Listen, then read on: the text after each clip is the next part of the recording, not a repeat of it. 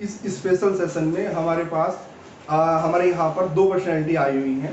एक है राजू जी जो कि डिप्टी एसपी पद पर चयनित हुए हैं, और एक है रमेश जी जो कि ट्रेजरी ऑफिसर के पद पर चयनित हुए हैं, 2018 में ही हुए हैं, है ना। तो जैसा मैंने आपसे वादा किया था कि हर संडे कोशिश मेरी यही रहेगी कि सिलेक्टेड लोग जो सिलेक्ट हो चुके हैं वो आपको गाइड करेंगे, अच्छी तरह से बताएंगे जो भी आपकी समस्या है, कैसे चीज़ें हमें पढ़नी है, कैसे आंसर्स लिखने हैं, जो भी जीएस में प्रॉब्लम आती है क्या हमारे पास कंटेंट होना चाहिए, है ना। और जितना भी आप इंटरव्यू, प्री, मेंस, जो भी आप पूछना चाहते हैं आप यहाँ पर मैसेज लिख सकते हो और मैं उसका जवाब आपको दूंगा अच्छे से इनके माध्यम से, है ना। तो ठीक है, फिर सेशन को हम शुरू करते हैं। आइए रमेश जी और राजू जी। हाँ, तो सब इन्हें बोलिए कुछ पूछना, जो क्वेश्चंस आपके शुरू होते हैं। अब आपका सेशन जो है ये शुरू होता है, ठीक है। पूछिए आपके क्वेश्चन, जो भी कुछ क्वेरीज हैं, कैसे पढ़ना है, क्या पढ़ना है। पहले राजू जी आप एक छोटा सा संक्षिप्त का परिचय दे दीजिए। राजू जी पहले आप दे दीजिए। ये मेरा नाम राजू निषाद है। मैं 2018 में डीपीएसपी के पद पर चयनित हुआ हूँ। थोड़ा लाउड बोलिए, थोड़ा सा। हाँ। और मैंने 2012 में कानपुर यूनिवर्सिटी से ग्रेजुएशन कंप्लीट किया था। उसके बाद से मैं लगातार तैयारी कर रहा था और 2018 में अंतिम रूप से हमारा चयन हुआ था। मैं रमेश सिंह यादव, मैं इस समय यूपी पीसीएस में 2018 में कोषाधिकारी और ट्रेजरी अफसर के पद पर चयनित हूँ। मैंने अपना स्नातक 2015 में बीएससी हॉर्टिकल्चर से doctor Yashwant Singh Parmar university of horticulture and forestry Solan Himachal Pradesh से किया है, तथा परास्नातक जवाहरलाल नेहरू कृषि विश्वविद्यालय से एमएससी हॉर्टिकल्चर से किया हूँ।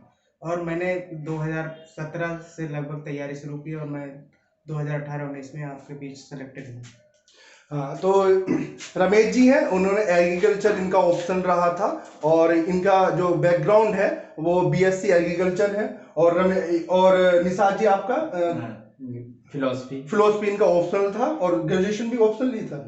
यहाँ पर फिलोसफी से इनका ऑप्शनल भी था और फिलोसफी से इनका ग्रेजुएशन भी था, है ना। तो कुल मिलाकर इनका एक संक्षिप्त परिचय ये था। रमेश जी का मीडियम इंग्लिश था और राजू जी का मीडियम हिंदी था, है ना, हिंदी था।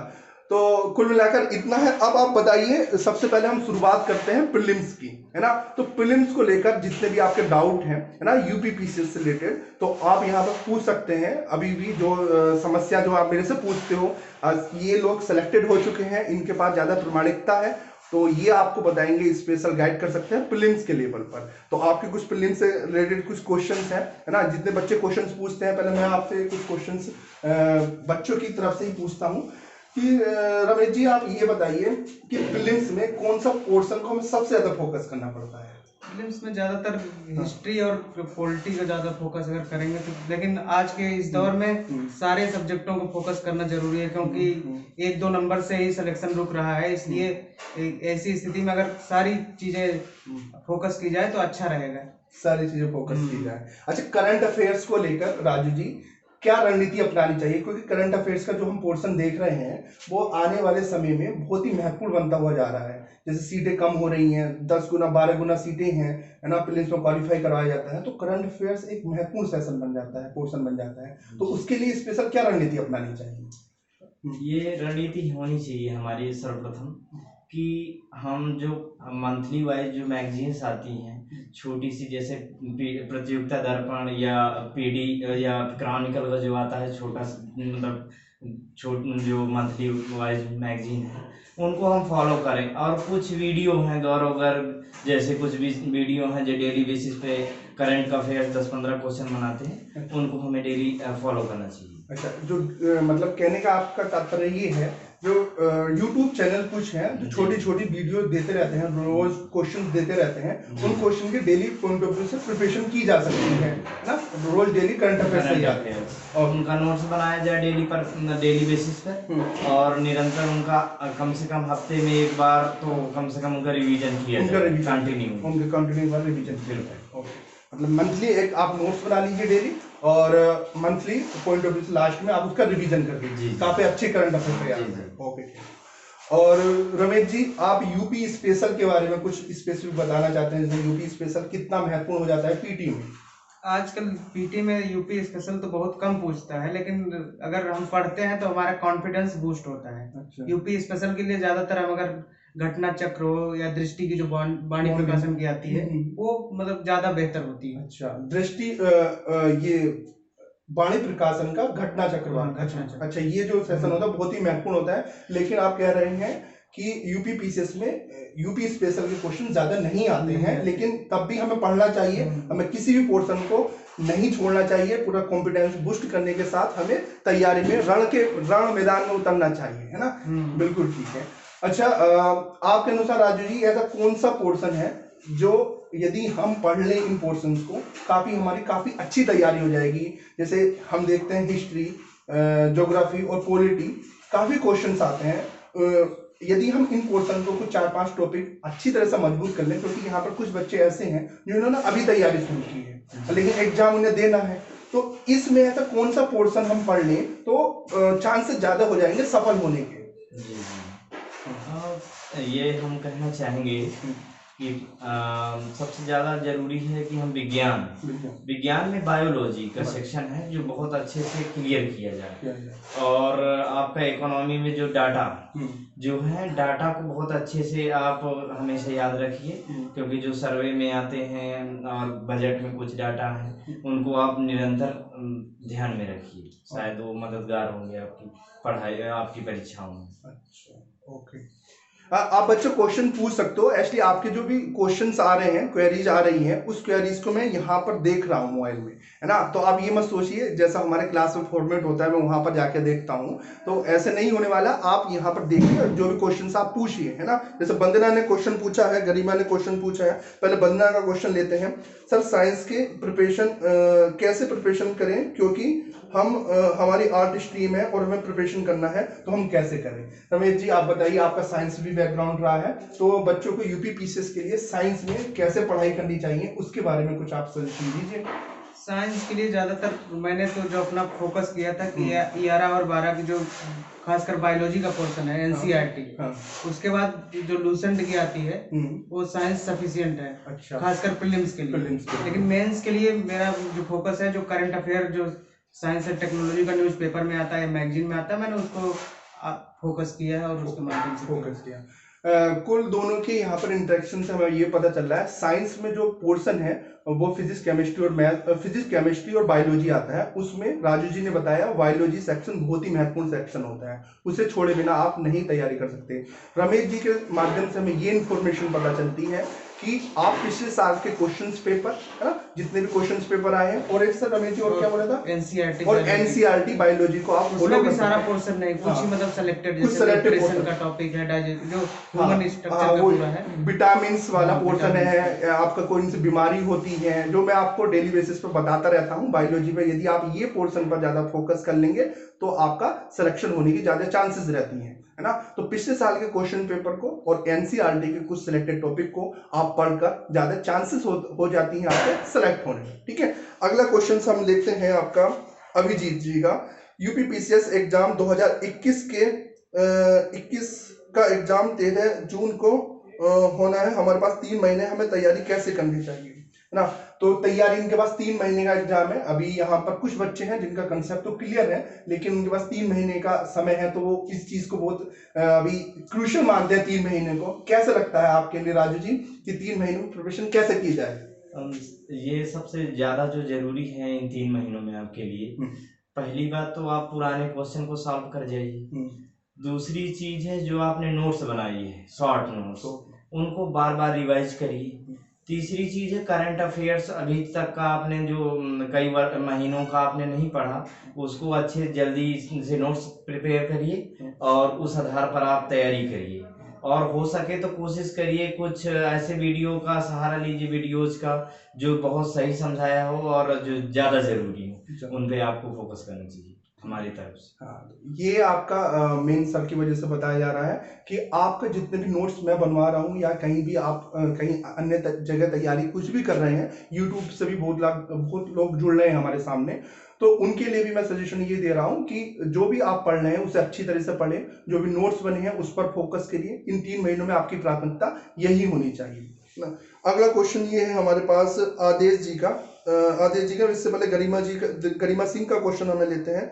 रमेश सर, जैसे कि हम हिंदी मीडियम से पढ़े हैं तो इंग्लिश मीडियम से परीक्षा की तैयारी करना उचित रहेगा? इनका अभी तक पूरा बैकग्राउंड हिंदी मीडियम का रहा है, अब ये चेंज करना चाहते हैं इंग्लिश मीडियम में, क्योंकि ऐसी भ्रांति बन चुकी है कि हिंदी मीडियम वाले को नंबर नहीं मिलते हैं। सर, आपके इस संबंध में क्या विचार रहेंगे? मेरे विचार, मैंने जहाँ तक हिंदी और इंग्लिश का जो पर्सपेक्टिव है, मैं अपने मतलब खुद का एक्सपीरियंस है कि मैंने जो यूपी पीसीएस 2018 में जीएस के जो सारे क्वेश्चन थे उन्हें इंग्लिश में लिखा और मैंने अपना ऑप्शनल इंग्लिश में लिखा था। लेकिन हिंदी में मैंने निबंध लिखा था, उसमें 93 नंबर मुझे मिले थे। और सारे लोग बोल रहे थे कि अगर आप हिंदी में लिखिएगा तो कम नंबर पाओगे। मैं इसको मतलब ये कहना चाहता हूँ कि आप हिंदी माध्यम में भी बहुत सारा कंटेंट है, अगर आप हिंदी माध्यम को अच्छे से एक स्टैंडर्ड बुक के माध्यम से अगर आप पढ़ेंगे तो अवश्य सक्सेसफुल होंगे, जहाँ तक मेरा मानना है। और हिंदी इंग्लिश की जो बाइनरी है मेरे लिए मतलब उतना उचित नहीं है, क्योंकि मैं तो, मेरा ग्रेजुएशन इंग्लिश मीडियम में है, पोस्ट ग्रेजुएशन में भी इंग्लिश मीडियम में था, मुझे तो कंफर्टेबल था। लेकिन अगर आप अभी से स्विच कर रहे हो तो ना तो आप इंग्लिश के रह पाओगे ना हिंदी में। अच्छा, किसी भी चीज में आप एक्सीलेंस करिए तो हो जाएगा, चाहे हिंदी में करिए चाहे इंग्लिश में करिए। हिंदी मीडियम में भी तो नंबर लाए जा सकते हैं। हाँ, लाए जा सकते हैं। वही मैं बहुत बोल रहा हूँ, बच्चों से बोला जाता है कि मैं अपना ही खुद का एग्जांपल भी दे सकता हूँ कि 454 नंबर मेरे हैं, 454 नंबर जीएस में है, तो ये टॉपर्स के वाले नंबर्स हैं, है ना। एसडीएम के भी इतने नंबर नहीं आए होंगे, तो वो एक बिल्कुल बेफिक्र रहिए, यहाँ पर आप अच्छी तरह से पढ़ सकते हैं। हिंदी और इंग्लिश का कोई भी मतभेद नहीं है, ये मात्र कोचिंग वालों ने फैला दिया है ना, कि हमें हिंदी में तैयारी करने से नंबर कम मिलता है, क्योंकि वो नहीं पढ़ा पाते हैं, है ना। क्योंकि मुझे तो यही ऐसा लगता है। लेकिन कुल मिलाकर यदि आप हिंदी में भी एक सेलेक्टिव अप्रोच के साथ पढ़ेंगे, कैसे इंग्लिश मीडियम के टॉपर्स लिखते हैं, उन टॉपर्स की कॉपी को फॉलो करते हुए आप हिंदी में लिखेंगे तो आपके ज्यादा चांसेस हैं। सर, इस संबंध में आपका क्या कहना है? जैसा कि मैं भी हिंदी माध्यम का स्टूडेंट हूँ और जीएस में 445 नंबर हमने अर्जित किए हैं, तो शायद ऐसा कोई बहुत बड़ा ऐसा कोई 445 नंबर, तो 445 बहुत अच्छे नंबर है। बहुत जरूरी नहीं है कि आप इंग्लिश में ही पढ़ेंगे तो भी नंबर पाएंगे। हम एक अच्छा उदाहरण है, क्योंकि हमने बेहतर रैंक भी अर्जित किए, तो ऐसा कोई इशू नहीं है। आप निश्चित रूप से हिंदी में भी अच्छा तैयार कर सकते हैं और इंग्लिश में भी अच्छा करते हैं। अगला क्वेश्चन आदेश का है, आपने हमेशा यूपीएससी के बारे में सोचा या किसी और के बारे में भी सोचा है? अब रमेश जी आपसे पूछते हैं कि आपका जो मेन फोकस है वो यूपीएससी शुरू से रहा है या फिर यूपी पीसीएस में भी शिफ्ट हो गया इधर, आपका क्या राय है? मैंने इनिशियल स्टेज पे 2015-16 से जब मैं कॉलेज में था तो वहां से शुरू किया था, तो उस समय मेरा फोकस यूपीएससी का था। लेकिन यूपीएससी और यूपीपीसीएस दोनों या निश्चितताओं का ये कंपटीशन है, इसमें कुछ कहा नहीं जा सकता कि कौन सक्सेसफुल हो सकता है कौन नहीं। इसके लिए मैंने अपने एक बैकअप भी रखा, तो मैं ऑलरेडी नेट क्वालिफाइड भी हूँ। अच्छा, नेट क्वालिफाइड एग्रीकल्चर सब्जेक्ट। इसलिए अगर मैं मान लीजिए इसमें नहीं होता तो मैं प्रोफेसर के लिए या इन सब चीजों के लिए मैं जा सकता था। लेकिन ये तो शुक्र है भगवान का जिसकी वजह से मैं यहाँ सक्सेसफुल हो गया। अरे ऐसा कुछ मतलब मेहनत आदमी करता है तो जरूर सफल होगा। आप किसी भी फील्ड में हैं, आप बिल्कुल बेफिक्र रहिए, होगा जरूर। तो सर का यही कहना है, रमेश जी का, कि आपका जो फोकस होना चाहिए वो उच्च लेवल का होना चाहिए, लेकिन साथ में आपको बैकअप रहे तो ज्यादा बेटर है। और लेकिन आप यदि अच्छी तैयारी करेंगे यूपीएससी यूपीपीसीएस में तो आपका जरूर सिलेक्शन हो जाएगा। यदि आप ईमानदारी के साथ यहाँ पर तैयारी नहीं करेंगे तो आप फिर कुछ नहीं कर पाएंगे, है ना। तो इसलिए मेरा सजेशन यही रहेगा कि आप पूरी ईमानदारी के साथ जिस चीज की तैयारी कर रहे हैं यूपीएससी यूपीपीसीएस की, तो उसी के साथ जुड़े रहिए। क्या अन्य स्टेट पीसीएस की भी तैयारी कर रहे होंगे तब भी आप उसके साथ जुड़े रहिए, ठीक है। अब आते हैं रमेश जी, अगला क्वेश्चन ये है,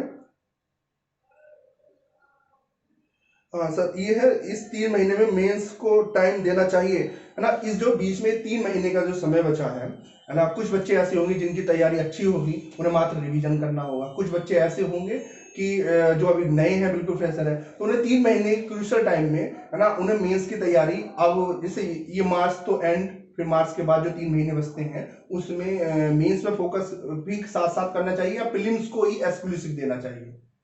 जहाँ तक मेरा तर्क है इस विषय में कि पहले तो आप मार्च तक आप थोड़ा बहुत मेंस पढ़ सकते हैं, घंटे 2 घंटे, क्योंकि आप डेली बेसिस पे करंट जो है आईआर से संबंधित चीज़ें हैं, साइंस एंड टेक्नोलॉजी से संबंधित कुछ चीज़ें हैं, तो आप ये चीज़ें ज़रूर करते रहिए। लेकिन मार्च के बाद से फिर टोटली आपको कहीं ना कहीं आपको फोकस करना होगा, इन पे कहीं ना कहीं फोकस पीटी पे करिए आप। हमारा तो यही व्यू है। अच्छा, ठीक है।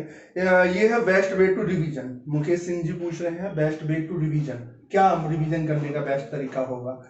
रिवीजन का बेस्ट तरीका यही है कि आप जो अपने खुद के नोट्स बनाए हो उसको बड़ी शिद्दत से पढ़िए। इससे क्या होगा कि आप जो मतलब आपके खुद अपना कॉन्फिडेंस बूस्ट होगा।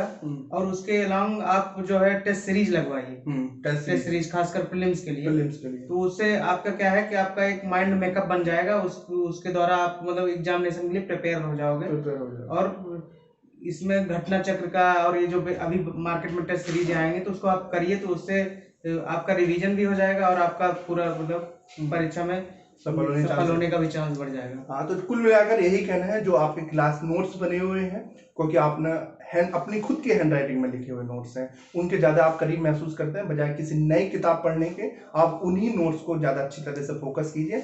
काफ़ी अच्छे चांसेस होते हैं आपके सफल होने के। ठीक है, अगला क्वेश्चन है अर्चना सिंह का है। Sir Raju ji, current affairs कितने साल का तैयार करना चाहिए, 1 साल या 2 साल? जून में एग्जाम होने वाले हैं, तो उसके लिए कितने मंथ्स का करंट अफेयर्स की हमें तैयारी होनी चाहिए? कम से कम मेरा मानना है कि कम से कम 1 साल का करंट अफेयर्स आप अच्छे से तैयार करिए।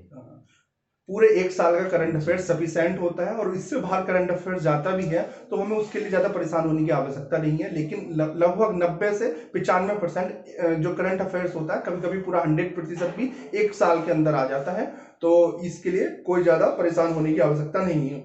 एक क्वेश्चन है, और स्टैंडर्ड बुक आपकी नज़र में कौन कौन सी स्टैंडर्ड बुक फॉलो करनी चाहिए बच्चों को, यदि वो एक सेल्फ स्टडी करना चाहता है तो? देखिए, 2 विषय हैं। अगर यूपीएससी की बात की जाए तो वहाँ तो आपको निश्चित रूप से स्टैंडर्ड्स बुक फॉलो करना होगा, जैसे एनसीईआरटीज हैं, और आधुनिक भारत में स्पेक्ट्रम है, और शंकर आईएएस पर्यावरण के लिए आपको पारिस्थितिक पर्यावरण दृष्टि है, और इग्नू की कुछ नोट्स हैं। आपको ये सारी चीज़ें कहीं ना कहीं चीज़ें फॉलो करनी होंगी। लेकिन पीसीएस के लिए जरूरी नहीं है कि आप पूर्णतः बहुत ही ज़्यादा स्टैंडर्ड्स बुक पढ़ें, क्योंकि यहाँ पर अगर वाणी जैसी किताबें पढ़ते हैं और घटना चक्र और लूसेंट, विशेषकर जीके का जो लूसेंट है, अगर ये सारी चीज़ें अगर आप प्रॉपर वे में पढ़ते हैं तो आप निश्चित रूप से सफल हो जाएंगे। बिल्कुल।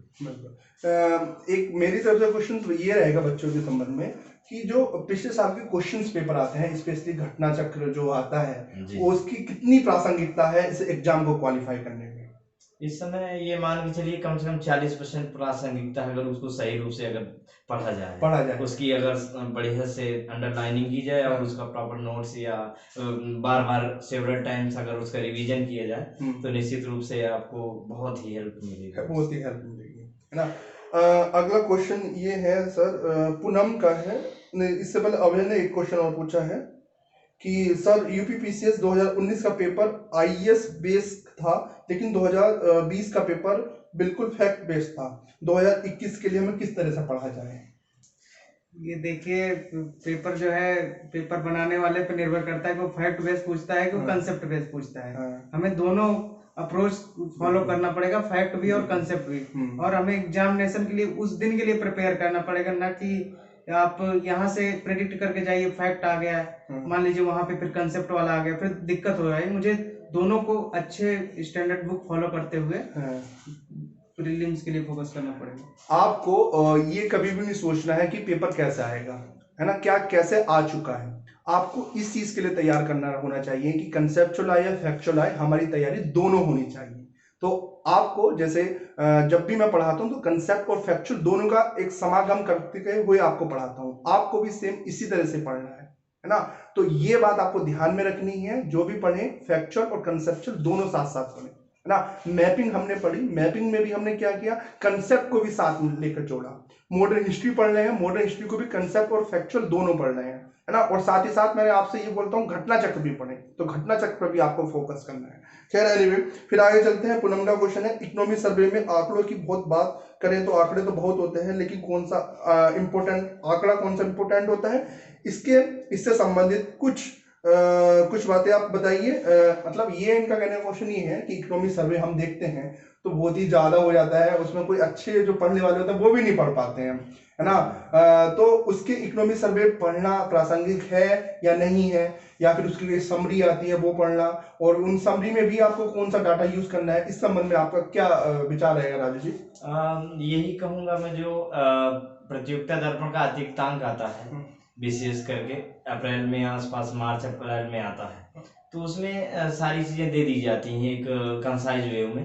तो आप अगर ये बड़ी बुक्स अगर ये सर्वे नहीं पढ़ सकते तो आप सामरी रूप में उसी को फॉलो करिए, और जो भी चीजें आप देख रहे हैं कुछ विजन का है या कोचिंग संस्थानों का है, आप उनको ले सकते हैं और उनकी मदद से आप सर्वे जैसे मतलब भारी भरकम चीज से बच सकते हैं निश्चित रूप से। ये है इकोनॉमिक्स, मेरा टफ सब्जेक्ट है, इसकी तैयारी कैसे करें? इकोनॉमिक्स को लेकर बच्चे काफी परेशान रहते हैं, तो उस इकोनॉमिक्स को कैसे डील किया जाए रमेश जी?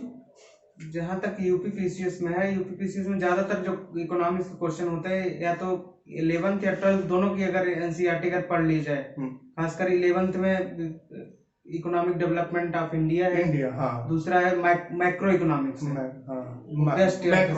मैक्रो, बस माइक्रो नहीं पढ़ना है, मैक्रो पढ़ना है। और जो करंट अफेयर में चल रहा है, जैसे मान लीजिए अभी कुछ भी हो रहा है, जैसे सरकार की तरफ से जो भी चल रहा है, मान लीजिए जीएसटी चल रही है, अपने यहाँ कोई बिजनेस रिफॉर्म वगैरह हो रहा है, तो उसका कैसा क्या प्रोसीजर है, कैसे हो रहा है, कैसे हम इन्वेस्टमेंट को प्रमोट कर रहे हैं, तो इन सब चीज़ों को अगर हम न्यूज़पेपर के माध्यम से अगर देखते रहेंगे तो हो जाएगा इकोनॉमिक्स।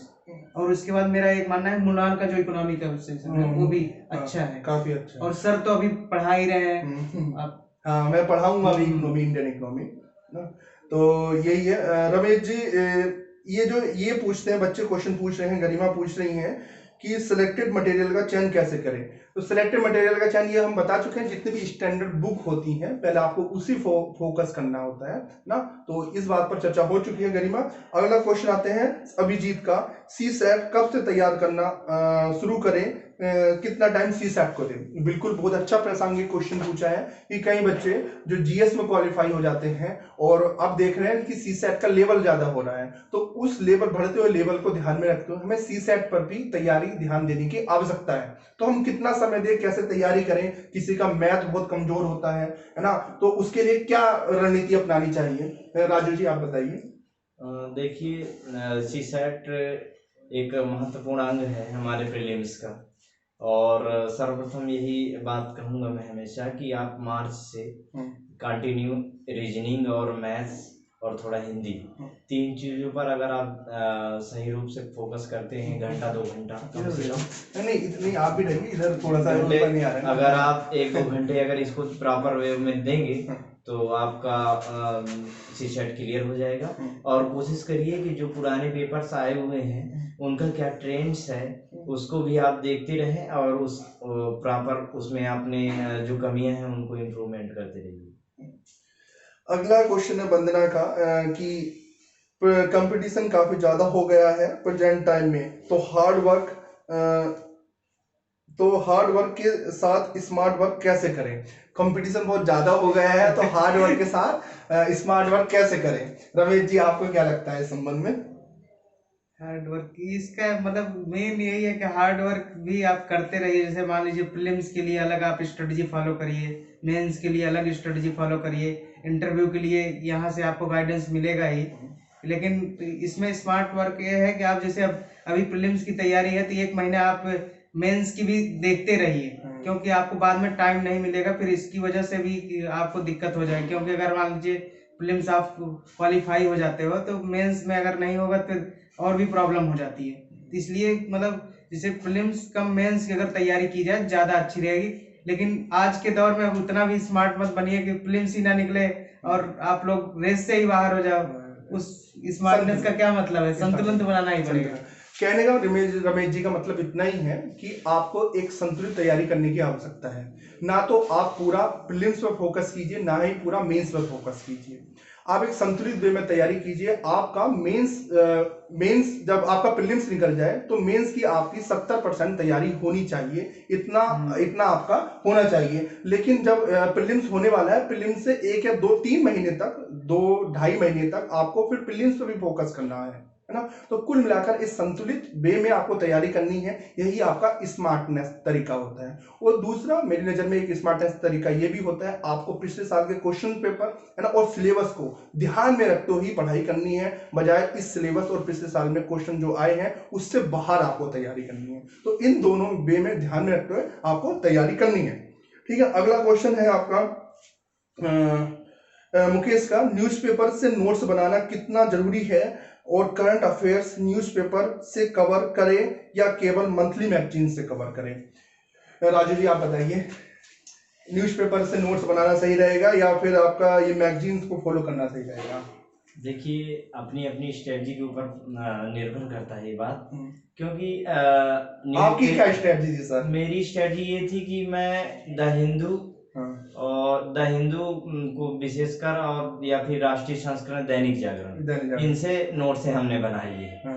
और जो इम्पोर्टेंट खबरें हों, जो लगे कि आपको बहुत ही मोस्ट प्रोबेबली हैं, तो उन्हीं को बनाएं आप, और बहुत शॉर्ट में नोट्स बनाएं ताकि आप उसको रिवाइज कर लें टाइम टू टाइम बस। और जो अगर जहाँ तक एक निष्कर्ष यही निकलता है कि कोशिश करिए कि आप मंथली मैगजीन को ज़्यादा फॉलो करिए अच्छे से। न्यूज़पेपरों में मेन जैसे हिंदी मीडियम के लिए तो जनसत्ता, आप मतलब अगर हो तो जनसत्ता अगर हो सके तो अच्छा रहता है। जनसत्ता की जो संपादकीय है वो सबसे बेहतरीन होता है और उसकी कुछ खबरें भी अच्छी होती हैं। कुछ खबरें अच्छी होती है। हिंदी मीडियम में मोस्ट ऑफ जो हिंदी का आप पेपर बताए वो दैनिक जागरण का राष्ट्रीय संस्करण जो होता है, आप वहां पर गांव में तो नहीं आते होंगे इस तरह के पेपर, लेकिन आप इसे इंटरनेट से डाउनलोड करके पढ़ सकते हो। तो काफी अच्छा पेपर होता है राष्ट्रीय संस्करण दैनिक जागरण का। इसके साथ साथ रमेश जी ने बताया जनसत्ता का पेपर, तो जनसत्ता का पेपर भी आप इंटरनेट के माध्यम से डाउनलोड कर सकते हैं। तो काफी अपना यहाँ पर महत्वपूर्ण राय दी अपनी, है ना। फिर आते हैं अगला क्वेश्चन दानिश का क्वेश्चन है, सर मैंने ग्रेजुएशन बीएससी से किया है और पीजी हिस्ट्री से चल रही है, क्या मैं बीएससी में संस्कृत ऑप्शन रख सकता हूँ? इनका कहना ये है कि संस्कृत ऑप्शन को लेकर एक जो मन में भ्रांति भी रहती है, और आपने तो रिजल्ट देखे भी हैं संस्कृत ऑप्शन के, 330, 326 नंबर, 24 नंबर है।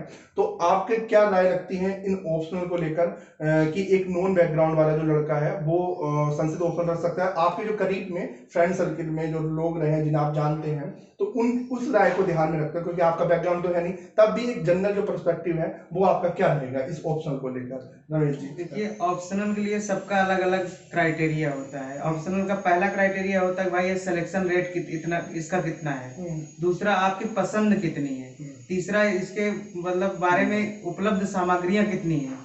अगर उसके बाद आपका अगर कोई कोचिंग हो या खुद से अगर आप मोटिवेटेड हो तो उसके आधार पे आप सिलेक्शन करिए। अगर मान लीजिए कोई प्रिसाइज नोट्स दे रहा है वो तो बहुत बढ़िया है और स्कोरिंग भी है तो ऑप्शनल बहुत अच्छा है। अगर आप उसको दिल से पढ़िएगा तो हो जाएगा, ऐसा कुछ नहीं है। ऑप्शनल के लिए सबका अलग अलग माध्यम होता है। हाँ, संस्कृत ऑप्शनल कैसा सब्जेक्ट है सर यूपीपीसीएस और यूपीएससी दोनों के लिए? आपका इसमें क्या राय है? ये अच्छा सब्जेक्ट माना जाता है, आज से नहीं काफ़ी वर्षों से हम देख रहे हैं।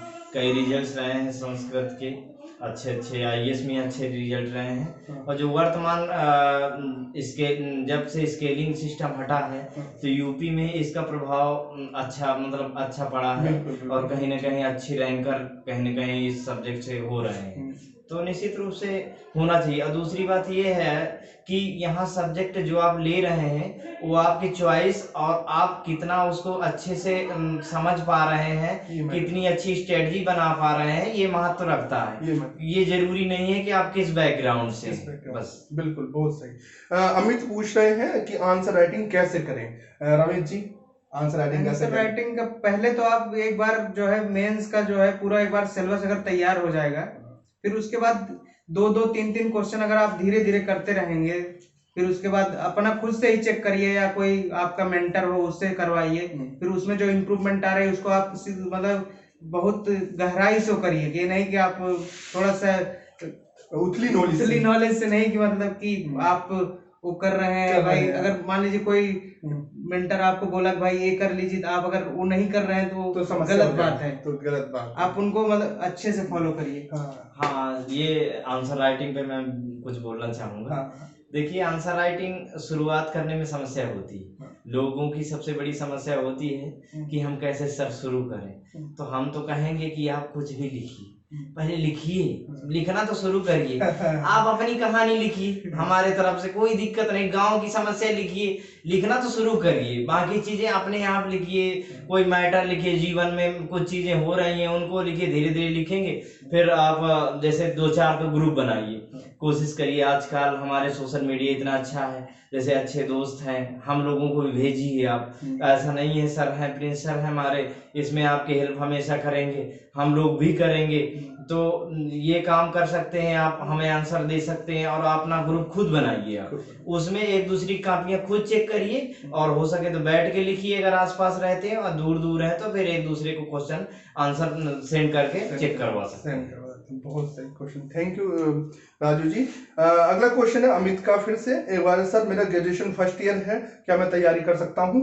ग्रेजुएशन फर्स्ट ईयर में है ये अभी, और ये साथ में सोच रहे हैं कि कुछ समय दें हम सिविल सर्विस की तैयारी में। तो आज के कंपटीशन बड़े युग में ये स्ट्रेटजी बिल्कुल सही रहेगी या गलत रहेगी राजू जी? नहीं, हमारी तरफ से सही है। बशर्ते आप एक काम ये जरूर करिएगा हमारी तरफ से, कि आप जो ग्रेजुएशन में जो सब्जेक्ट हैं उन पे आप जस्टिस हमेशा करिएगा। अगर वो सब्जेक्ट आप भी अच्छे से पढ़ाई करते हैं तो काफी तो आपका जो तैयारी का सिलसिला रहेगा वो वैसे भी कंप्लीट हो जाएगा काफी चीजें। और डेली बेसिस में आप सबसे पहले शुरुआत करिए अच्छे कंटेंट से। कोशिश करिए कि आप न्यूज़पेपर से शुरुआत करिए, राज्यसभा लोकसभा टीवी की डिबेट्स वगैरह देखिए, अपना एक व्यू डेवलप करिए। और कोशिश करिए कि यही सब चीजें और एनसीईआरटी वगैरह अच्छी स्ट्रॉन्ग करिए, तो यहाँ से आप जरूर कर सकते हैं, बशर्ते कि आप अपना ग्रेजुएशन का सब्जेक्ट कमजोर ना करें। इसका एग्जांपल मैं भी हूँ। मैं खुद ही, मेरा बीएससी हॉर्टिकल्चर है, मैं बाद में एमएससी एग्रीकल्चर किया हूँ। मेरा ऑप्शनल यूपी पीसीएस में एग्रीकल्चर ही रहा है, और मेरे अच्छे नंबर भी हैं। तो मैंने कॉलेज से इसको देना शुरू कर दिया था। तो इसका देखा जाए तो 2011 से ही मेरी तैयारी है। अच्छा। मैं एग्रीकल्चर तो मैं कर ही रहा था। अच्छा। ऑप्शनल में साथ ही साथ मतलब तैयारी नहीं कर रहे थे। लेकिन मैंने किया है वैसे। अच्छा, ठीक है, समझ गए। यानी आप तैयारी कर सकते हैं। कुल मिलाकर यहाँ पर यही एक क्या बोलते हैं निकल कर आ रहा है निष्कर्ष, कि आप जो भी करें अच्छी तरह से करें। ग्रेजुएशन भी कर रहे हैं तो उसे भी अच्छी तरह की तैयारी करें, और यहाँ पर जो कंपटीशन की तैयारी करें वो भी अच्छी तरह से करें। ठीक है, तो सुमन है सर, हालांकि सर हमारे सारे क्वेश्चन चेक कर देते हैं, हमारी गलतियां भी बता देते हैं, लेकिन हम क्वेश्चन को स्वयं कैसे चेक कर सकते हैं? इनका कहना ये है कि मैं जैसे ये क्वेश्चन मुझे लिख के भेजते हैं तो मैं बताता हूँ जैसे इंट्रो, कंक्लूजन, मेन बॉडी आपको लिखना है, कैसे फ्लो चार्ट, ये सब बात होती है। लेकिन ये कहना चाहती हैं कि मुझे क्वेश्चन नहीं दें, अपना खुद से पहले देखें कि हमारे यहाँ पर क्या समस्या है, क्या है। मतलब कुल मिलाकर ये क्वेश्चन पूछने का नजरिया यही है कि आइडियल आंसर में क्या क्या कैरेक्टरिस्टिक होते हैं, क्या क्या विशेषताएं होती हैं। आप बताइए राजू जी। देखिए, कोई आंसर पूरी तरह निरपेक्ष नहीं होता, एब्सोल्यूट नहीं होता है। देखिए, पहली बात तो ये जाइए, आप अपने आंसर को 2 से 3 बार पढ़िए कि क्या उसमें क्या डिमांड है। आप पहले तो प्रश्न को पढ़िए 2-3 बार, क्या उसमें पूछना चाह रहा है।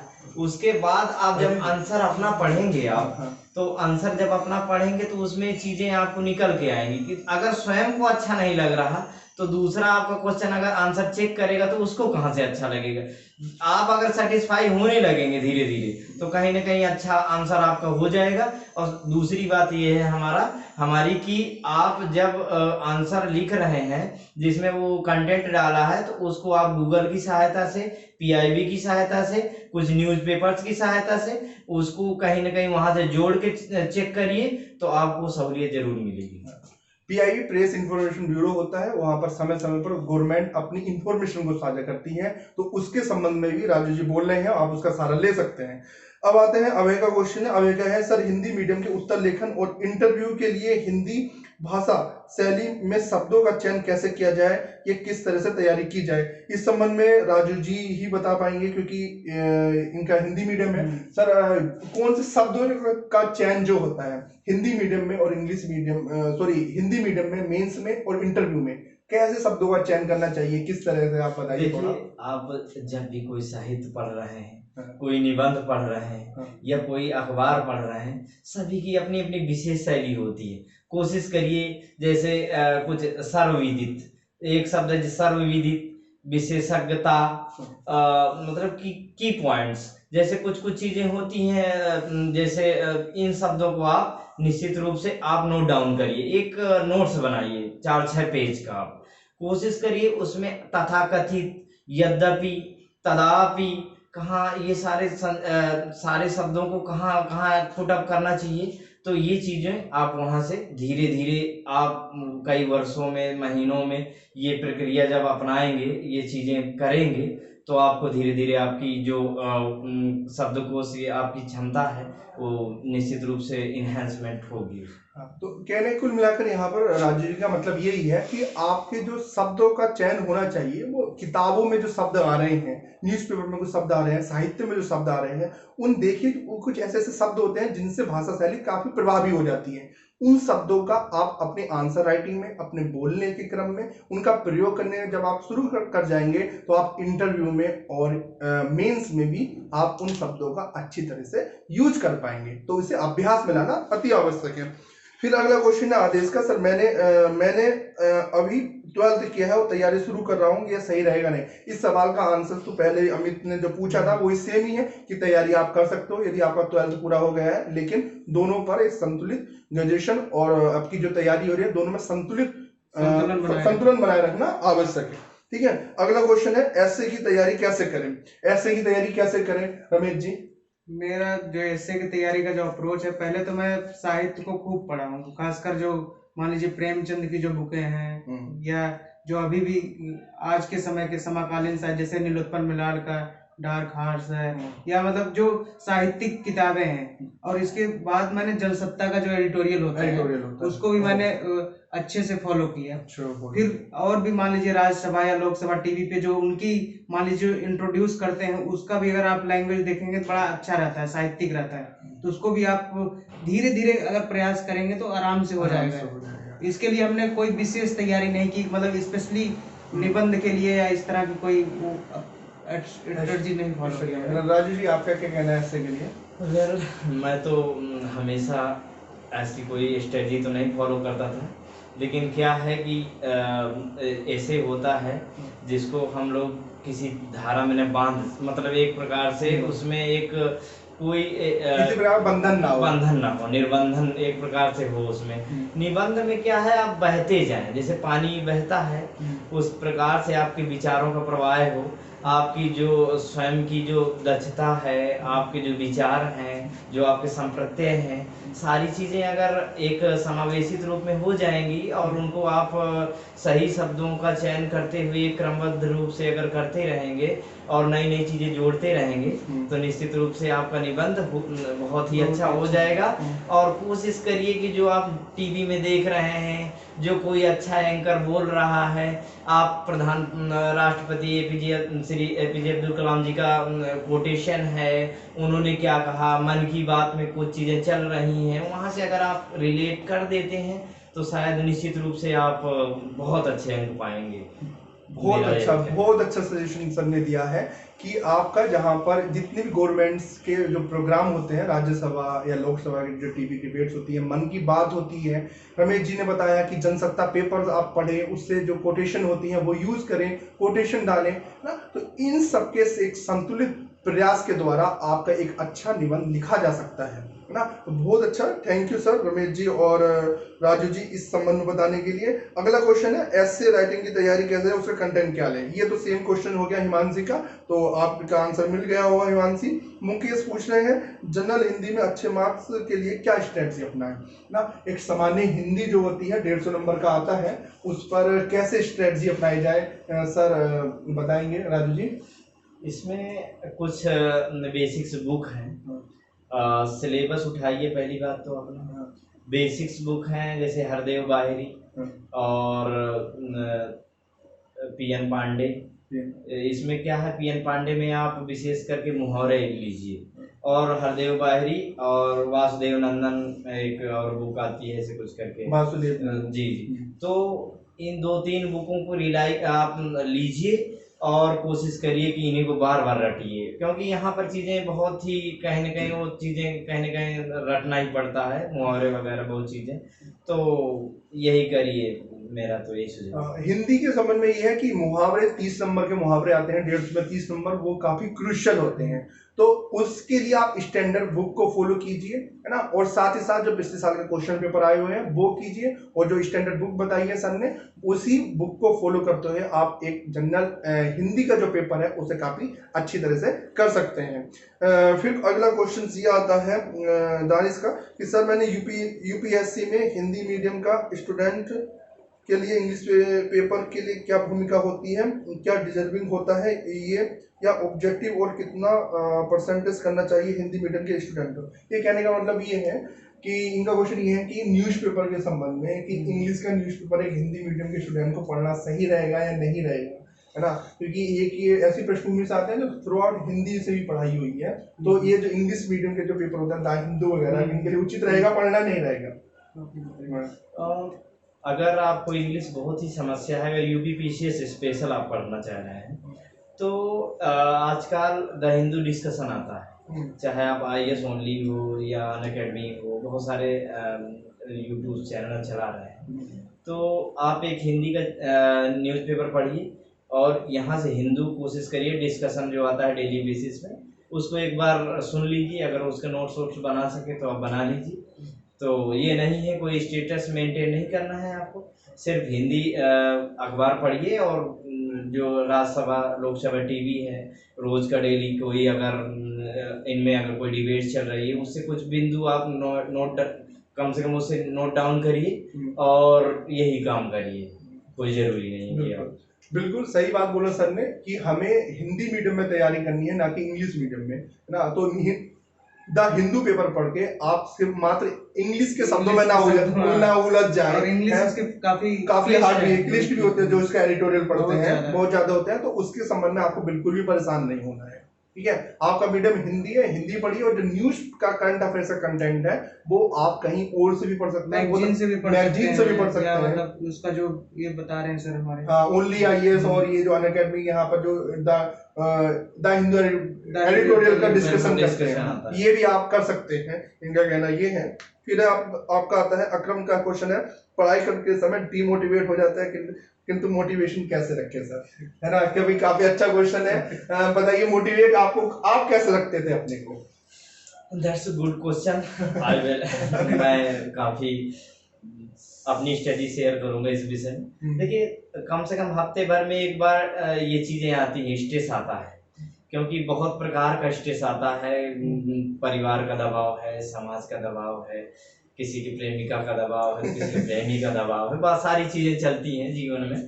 तो निश्चित रूप से इसको अगर मेंटेन करना है आपको, सर्वप्रथम तो कोशिश करिए कि आपके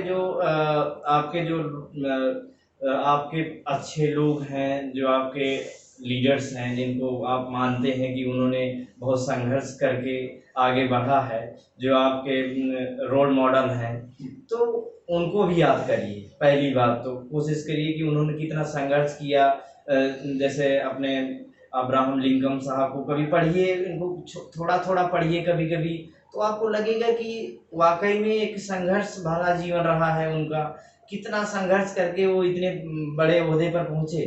तो निश्चित रूप से ये है मोटिवेशन। पापा को अपने देखिए, माता पिता को देखिए, वो कितनी मेहनत कर रहे हैं आपके लिए। और चीजें हैं, एक मोटिवेशन का ये भी है कि लोग आपको हमेशा कहेंगे आप तो कुछ नहीं कर पाओगे, आप परेशान रहोगे, आप कुछ नहीं करोगे, आपको तो कुछ आता जाता नहीं, तो वो भी मोटिवेशन ही है आपका हमेशा। वो अगर वो कहे कि तुम नहीं कुछ कर पाओगे, तो हमें ये निश्चित रूप से करके दिखाना ही है। ये आप अगर ये सोच लेंगे अंदर से तो आप निश्चित रूप से मोटिवेट हो जाओगे। मोटिवेशन अंदर से आना चाहिए। देखिए बहुत सारे लोग स्पीचर सुनेंगे, इससे मोटिवेशन नहीं आएगा। हो सकता है कोई भी एक आपको छोटा सा बच्चा भी आपको मोटिवेट कर दे कुछ चीजों में, और हो सकता है बहुत बड़ा विद्वान भी ना कर पाए। तो इसीलिए ये सब छोटी छोटी चीजें हैं। हम इसी तरह मोटिवेट होते थे। और कुछ मूवी देखिए, अब कुछ कहा है तो हम लोग तो, मैं तो हमेशा वांटेड है और गंगा जल है बहुत हमेशा देखता था कि बीच बीच में तो थोड़ा सा अंदर से जुनून आता था कि नहीं अच्छा काम किया जाएगा। तो भ्रष्टाचार चीजें चल रही हैं, थाने में जाते हैं तो कैसी हालत है, जब आप किसी प्रशासनिक महकमे में जाते हैं तो कितनी समस्याएं हैं, आम गरीब आदमी कितना परेशान है। इन सारी चीजों को अगर आप रियलाइज करिए जीवन में अपने स्वयं से बैठ के। और हाँ, दूसरी चीज है योगा करना। योगा करिए रोज, अगर रनिंग कर पाए आधा घंटा तो ये करिए, योगा करिए, तो आप जरूर इसको मेंटेन कर सकते हैं। तो यही सर काफी बहुत अच्छी बात बोली कि आपके जो रिश्तेदार हैं, घर परिवार वाले लोग भी आपको निगेटिव बात बोलते हैं तो उससे भी हम पॉजिटिव वे में रहकर मोटिवेट हो सकते हैं। ये कितनी अच्छी बात बोली। आपको जो अंदर का मोटिवेशन होता है वो काफी प्रासंगिक होता है, तो अंदर आंतरिक रूप से मोटिवेटेड रहिए, यही यहाँ पर उद्देश्य है। अगला क्वेश्चन ये है सर, वंदना का क्वेश्चन ये है सर, यूपीपीसीएस की प्रिपरेशन के टाइम क्या अदर एग्जाम देने चाहिए, क्योंकि ये फील्ड अनप्रेडिक्टेबल है, और क्या अदर एग्जाम से डिस्ट्रैक्शन होता है या केवल एक ही एग्जाम पर फोकस करें?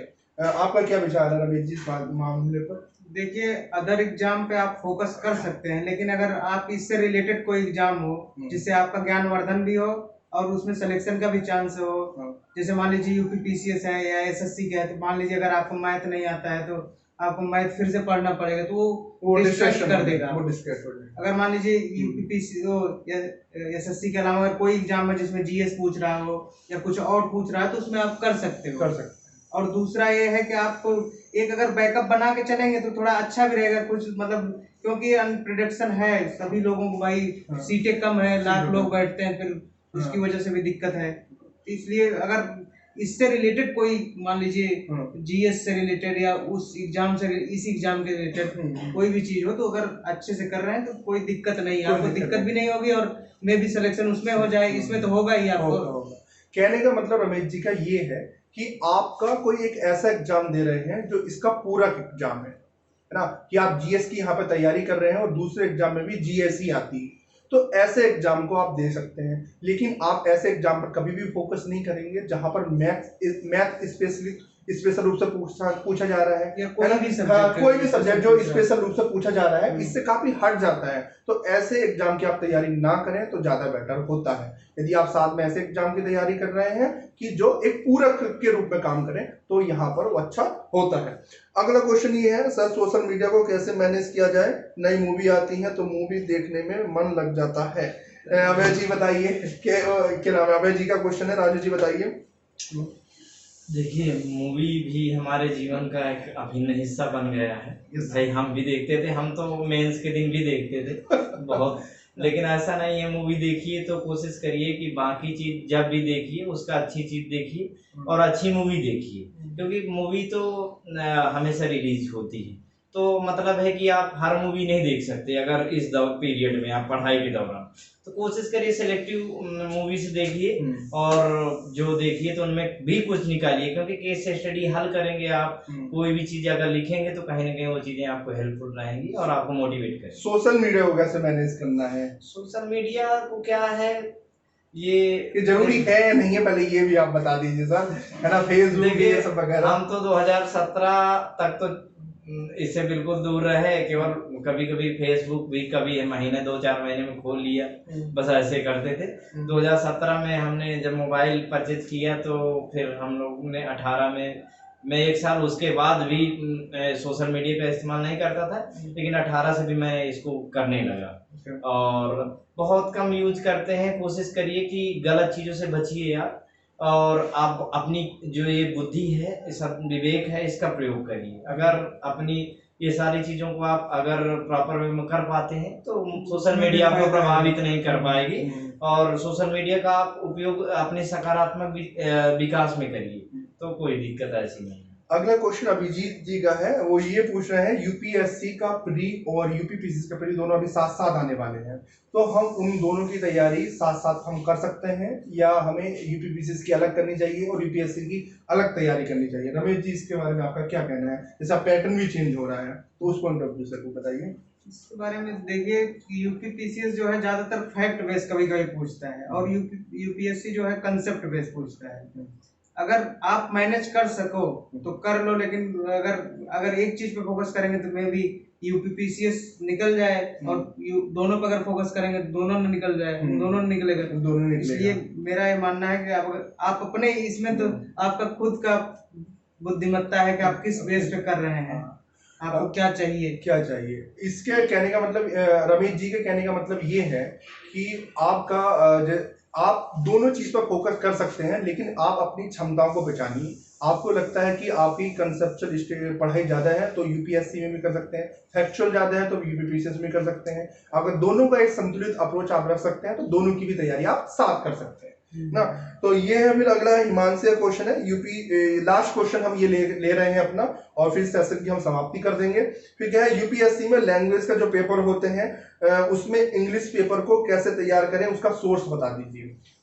उसका सोर्स आप बताइए रमेश जी, कि ये जो यूपीएससी में जो लैंग्वेज का पेपर होता है, इंग्लिश क्वालिफाइंग जो पेपर होता है, उसे कैसे, मतलब उसका सोर्स कैसे डील करें? इसमें ज्यादातर आप अगर इंग्लिश मीडियम से अगर पढ़ रहे हैं, थोड़ा हिंदी मीडियम, हाँ सब हिंदी मीडियम ही है यहाँ पर, हाँ। तो थोड़ा अगर इंग्लिश का पेपर पढ़ेंगे, मान लीजिए इंडियन एक्सप्रेस ना पढ़ के टाइम्स ऑफ इंडिया भी पढ़ रहे हैं, उसका एडिटोरियल पढ़िए और उससे आप जो क्वेश्चन निकल रहे हैं या मतलब कुछ थोड़ा थोड़ा अगर आप उससे अपना वोकैबुलरी बढ़ा रहे हैं तो उससे क्या होगा कि आपका अच्छा रहेगा। दूसरा है कि मार्केट में कई बुक्स आती हैं तो उनको परचेज कर लीजिए और उसके हिसाब से करिए, तैयारी करिए। मतलब कहने का तात्पर्य यही है कि आपका जो इंग्लिश का जो क्वालिफाइंग पेपर आता है लैंग्वेज का, आप उसके पिछले साल के क्वेश्चन पेपर को आप ले सकते हैं, और साथ ही साथ आप टाइम्स ऑफ इंडिया, जिसकी लैंग्वेज इंग्लिश काफी आसान रहती है, बहुत आसान रहती है, उससे फॉलो कर सकते हैं और उस पर प्रैक्टिस कीजिए। आप लिख लिख के प्रैक्टिस कीजिए, अपनी वोकैब्स को बढ़ाइए और यहाँ पर आसानी से इंग्लिश लैंग्वेज का जो पेपर होता है, क्वालिफाइंग पेपर होता है, उसे आप क्वालिफाई कर सकते हैं।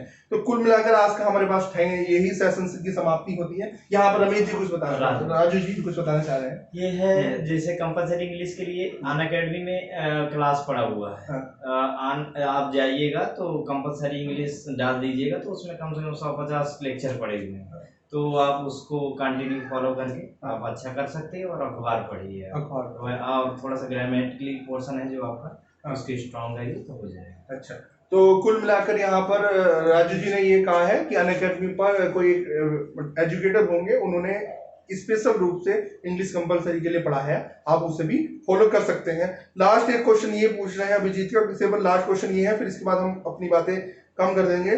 प्री का एग्जाम वाली रीत करना चाहिए, समझ नहीं पा रहे हैं क्वेश्चन आपका अभिजीत जी। प्री के एग्जाम वाली रात क्या किया जाए, कि ये क्वेश्चन है कि जो रात वो होती है वही रणभूमि, अगले दिन है रण लड़ना है, तो उससे पहले जो रात होती है उससे कैसे हम क्या बोलते हैं मैनेज करें, उसके लिए क्या स्पेशल आप कर रहे हैं अनुभव? कोशिश करिए कि एक दिन पहले थोड़ा सा दिन भर सोइए नहीं आप, और थोड़ा सा फिजिकल वर्क कहीं टहलने चले जाइए, थोड़ा सा ज़्यादा वर्क कर लीजिए थोड़ा सा, और खाइए ज़्यादा, खाना ज़्यादा खाइए, कोशिश करिए कि नींद आ जाए, और ठंडी चीज़ें कोशिश करिए खाइए ताकि माइंड थोड़ा सा आपका कूल रहे। और घबराने की बात नहीं है, वैसे भी कुछ होने वाला है, जो होना है। अगर आप ईमानदारी से सोएंगे तो शायद ज़्यादा चांसेस है कि आप सेलेक्ट हो जाएं और क्वालिफाई कर जाएं एग्जाम। देखिए एक ये मनोवैज्ञानिकता है हमारी कि अनायास हम प्रेशर लेते हैं, और कोशिश करिए कि इसको मेंटेन करिए, बैठ जाइए 10-5 मिनट के लिए ध्यान में ही, कोशिश करिए कि ये क्या ऐसा होगा, अपने मनन करिए, और कोई ऐसा स्पेशल नहीं है। बाकी आप 2-3 घंटा भी अगर सही सो लेते हैं तो आप मैनेज कर जाएंगे। और ऐसी कोशिश करिए कि एक दिन पहले अपना पूरा सिलेबस खत्म कर लीजिए, कोई टेंशन मत रखिए, एंजॉयमेंट मूड में रहिए भाई, जाके बस हमें अपना जितना दिन हम पढ़े हैं उसका सबका सदुपयोग करना है। हम तो एक 2 दिन घंटे पहले के। मूवी जाते थे टाकीज देखने, सुबह आराम से दिन भर घूमते थे, उसके बाद एग्जाम देते थे। एग्जाम देते। ये होता था। पढ़ाई को ज्यादा लोड लेकर नहीं पढ़ना है, कुल मिलाकर यही यहाँ पर निष्कर्ष निकल कर आ रहा है। तो आज का हमारा सेशन समाप्त होता है बच्चों, है ना। तो ये आज हमारे सामने एक काफी अच्छा आपके जितने भी क्वेश्चंस आए थे उनका समाधान करने की कोशिश की जा रही है ना। आप सभी से यही है कि बस जुड़े रहिए, अच्छे से पढ़ाई कीजिए। आपका मेन उद्देश्य आपकी पढ़ाई होना चाहिए, आपकी ये प्राथमिकता होना चाहिए। बस इसी उद्देश्य के साथ चलिए आज की क्लास का हम सेशन को एंड करते हैं। थैंक यू, है ना। ओके।